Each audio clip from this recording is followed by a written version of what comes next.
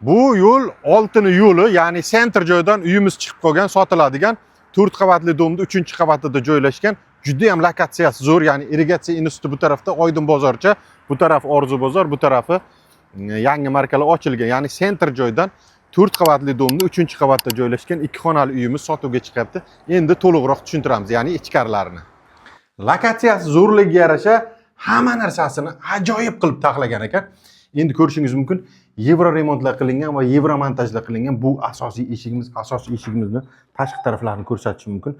Kafillar terib, chiroyli qilib, oppoqona qilib, top-toza qilib qo'yibdi va kirishimiz bilan chap tarafda birinchi xonamiz, ya'ni spalni xonamiz. Bu uyimiz ham anchagina kengligiga va balandligiga bitta e'tibor berasizlar. Pardalari va gilamlari bir-biriga yarashib turibdi.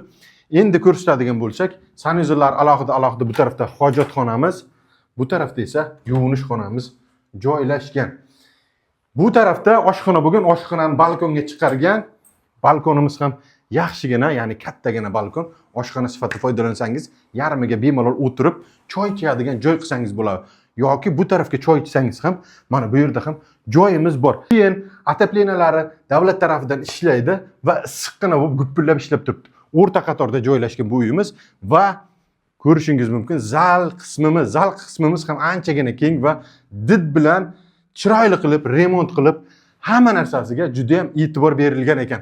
Mana shu uyimiz sotuvda, kimni qiziqtirsa bemalol kelib ko'rib, savdo qilib olishlari mumkin. Narxi keladimiz narxini 475 million so'm narxlashdi va kelishtirib beradigan joyi bor. Kelib savdo qilsangiz yaxshi narxga olib beramiz.